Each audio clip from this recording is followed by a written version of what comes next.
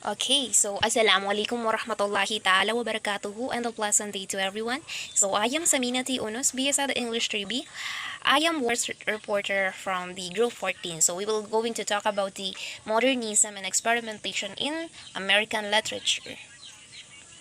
So before I begin, let me read first our learning objectives. At the end of the lesson, the students are expected to first understand the modernism and experimentation, second, appreciate the importance of the modernist poets and writers in this era, and lastly, make a reflective essays about the contributions of the mentioned poets, writers in today's generation. So let's have what are the things or what are the situations done in this age. So if you have known Gertrude Stein, he or she termed this age as the period of the lost generation. So during this era, many young Americans lost their sense of identity because of the instability of traditional structure of values that brought about by the wars and the growing industrialization of the cities. And another situation is the Great Depression of the 1930s affected most of the population of the United States. So this is saddening because the workers lost their jobs and factories shut down. So businesses and banks failed. Farmers are unable to harvest, transport, or sell their crops. So they could not pay their debts or and lost their farms. This is very sad, no? So let's have another. Freudian psychology and to a lesser extent Marxism, like the earlier Darwinian theory of evolution, became popular. So another, Henry James, William Faulkner, and many other American writers experimented with the fictional points of view. So with James, he often restricted the information in the novel to what a single character would have known. While on Faulkner's novel, The Sound and the Fur in 1929, breaks up the narrative into four sections, so each giving the viewpoint of different character, including a mentally retarded boy. And lastly, to this era, to arouse in the United States the modernist novels, poetry, and new criticism. Okay, so that would be the last, no? So let's talk about now the modernist poets. So we have here Ezra Pound in 1885 to 1972. So his poetry is best known for its clear visual images, phrase rhythms, and muscular, intelligent, unusual lines such as ones inspired by Japanese high school. So in a station of the metro, example, so the apparition of these faces in the crowd, petals on a wet backbone. So take note that he is also one of the most influential American poets in this century. So we have also here T.S. Eliot. So he wrote influential essays and dramas. And he also championed the importance of literary and social traditions for the modern poet. So as a critic, Eliot is best remembered for his formulation of the objective correlative as a means of expressing emotions through a set of objects, a situation, a chain of events that would be formula of that particular emotions. So let's have now Robert Frost in 1874 to 1963. So he combined sound and sense in his frequent use of rhyme and images.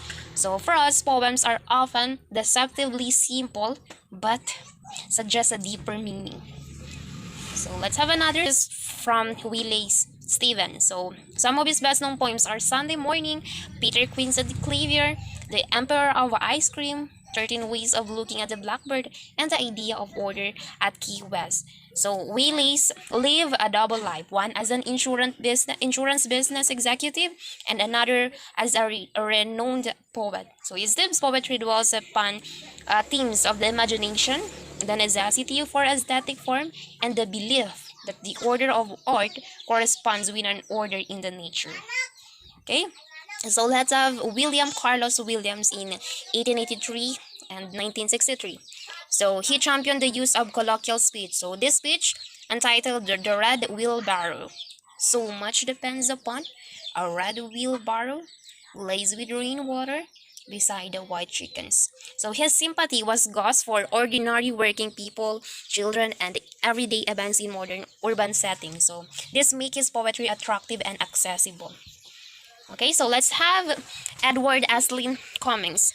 So Edward was commonly known as E. Cummings. He wrote innovative verse distinguished for its humor, His Grace, Celebration of Love, and Eroticism, and Experimentation with Punctuation and Visual Format on the page. So let's have now Langston Hughes. So he embraced African American jazz rhythms in his works, and he was one of the leaders of the Heartland Renaissance, responsible for the flowering of African American culture and writings. Okay, so I think this is the end of my report. So um, Ms. Rohaini Usman will be uh, discuss the modernist writers and Ms. Anasria Usman for the another topic. So I hope that you have understand these reports, and I hope you also see some of the lessons from this and work. So thank you so much for watching. Good day, everyone. I am Rohaini P. Usman from the Group 14.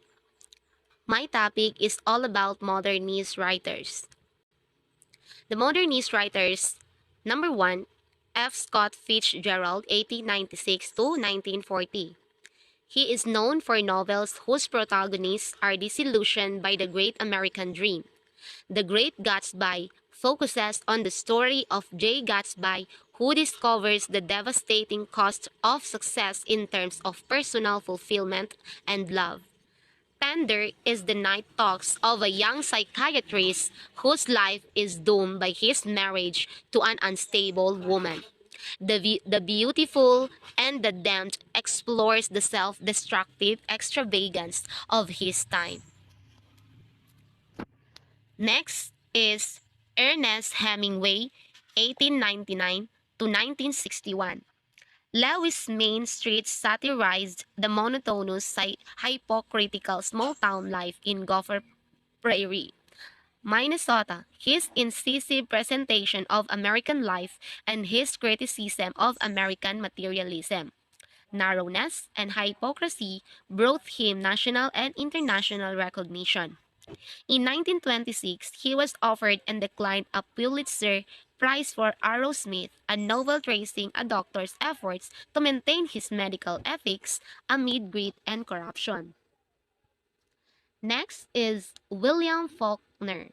He experimented with narrative chronology, different points of view and voices, and a rich and demanding Baroque style built of extremely long sentences full of complicated subordinate parts, created an imaginative landscape, Yoknapataufa County, mentioned in numerous novels along with several families with interconnections extending back for generations.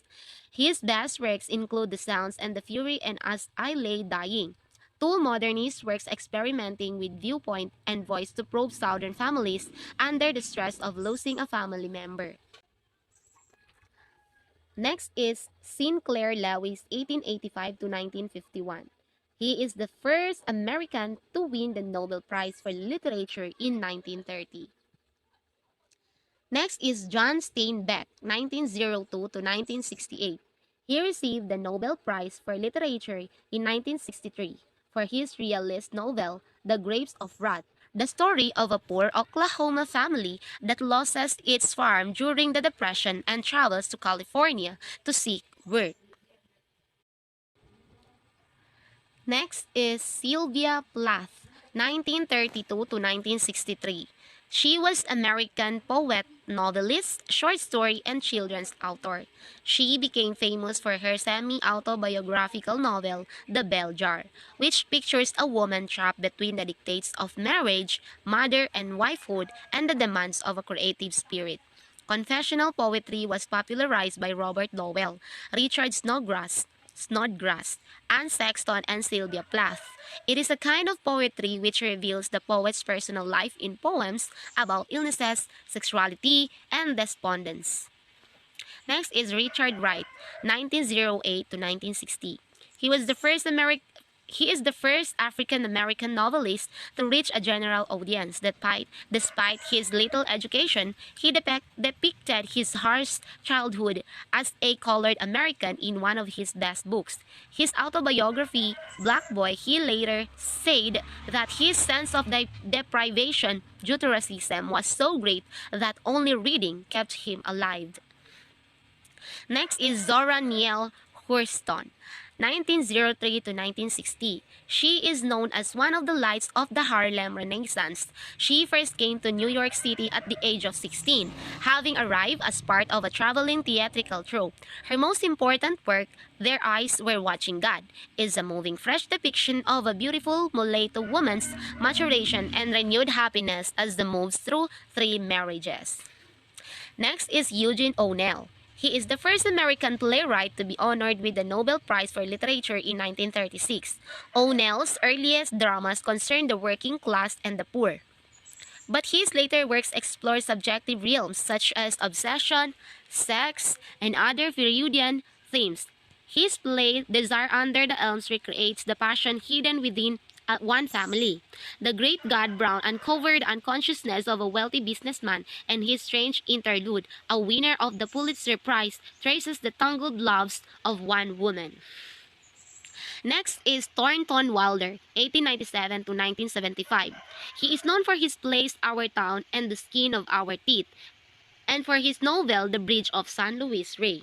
Our Town has all the elements of sentimentality and nostalgia: the archetypical traditional small country town, the kindly parents and mischievous children, the young lovers. It shows Wilder's innovative elements such as ghosts, voices from the audience, and daring time shifts. Next is Arthur Miller, 1915 to 2005. He is a New York-born dramatist, novelist, essayist, and biographer. He reached his personal pinnacle in 1949 with Death of a Salesman, a study of man's search for merit and worth in his life, and the realization that failure invariably looms. Miller also wrote All My Sons and The Crucible, both political satires. Next is Tennessee Williams, 1911 to 1983. He focused on disturbed emotions and unresolved sexuality within families, most of them Southern. As one of the first American writers to live openly as a homosexual, Williams explained that the sexuality of his tormented characters expressed their loneliness. He was known for incantatory repetitions, a poetic Southern diction, weird Gothic settings, and Freudian exploration of sexual desire. He became famous for his The Glass Menagerie and A Streetcar Named Desire. The 1950s saw the delayed impact of modernization and technology in everyday life left over from the 1920s before the Great Depression. World War II brought the United States out of the Depression, and the 1950s provided most Americans with time to enjoy long-awaited material prosperity. Some of the best works portray men who fail in the struggle to succeed, as in Arthur Miller's Death of a Salesman and Saul Bellows' novella Save the Day. Some writers went further by following those who dropped out, as did J.D. Salinger in The Catcher in the Rye, Ralph Ellison in Invisible Man, and Jack Kerouac in On the Road. Philip Roth published a series of short stories reflecting his own alienation from his Jewish heritage. Goodbye, Columbus. Thank you for listening. So good day everyone. I am the third reporter. I am Usman Anushia S. Usman. So here's my topic. My topic is all about the Jewish communities in the Old and New Worlds. So the first one is Ralph Waldo Ellison, 1940 to 1994. He is known for his one highly acclaimed book, The Invisible Man, in 1952, which is a story of a black man who lives in subterranean existence in a hole brightly illuminated by electricity stolen from a utility company. The book recounts his grotesque, disenchanting experiences. So the next one is Catherine Ann Porter. So Catherine Ann Porter, in 1890s to 1980, she created fiction organized around a single narrator telling the story from a consistent point of view. Her first success, the story Flowering Judas, was set in Mexico during the Revolution. The next one is Eudora Welty. Eudora Welty in 1909 and 2001, she modeled after Catherine Ann Porter, but she is more interested in comic and caustic characters like stubborn daughter in her short story. While I worked at the PO who moves out of her house to live in a tiny post office. Your other wealthy is main subject is the intricacies of human relationship, particularly as revealed through her characters. interaction, intimate social encounters. So among the next one is Saul Bellow. In 1915 to 2005, he received the Nobel Prize for Literature in 1976. So Bellow says the day is brilliant novella noted for its brevity. It centers on a failed businessman, Tommy Wilhelm, who tries to hide his feeling of inadequacy by presenting a good front. Says the day sums up the fear of failure that plagued many Americans. Life of Saul is Bellow was born in suburb of Montreal, Canada, but grew up in the United States in Chicago. So he graduated with a degree in anthropology and sociology in 1937. During World War II, he was soldiering in the Marines while writing his first novel. So, in 1948, he received a scholarship that allowed him to move to Paris, where he began the novel The Adventure of a March 1953. His literary breakthrough below thoughts in several American universities, including Yale and Princeton. So, the next one is Chuck Kerouac. In 1922 and 1969, he was the son of an impoverished French-Canadian family. Kerouac questioned the values of middle-class life. So, Kerouac's best-known novels On the Road described Beatniks wandering through America seeking an idealistic dream of communal life and beauty. The Dharma Bombs focuses on counterculture intellectuals and their infatuation with Zen Buddhism. So Kerouac also penned a book of poetry, Mexico City Blues, and volumes about his life with such techniques as experimental novels William Burroughs and poet of Allen Ginsberg. So Jack was one of a group of young men who, immediately after the Second World War, protested against what they saw as a blandness, conformity, and lack of cultural purpose of middle-class life in America. The priorities of people of the age in the midstream of society were to get married, to move to the suburb, to have children, to accumulate wealth and possessions. Jack and his friend consciously rejected this pursuit of stability and instead looked elsewhere for personal fulfillment. They were the Beats, the pioneers of the counterculture that came to be known as the Beat generation.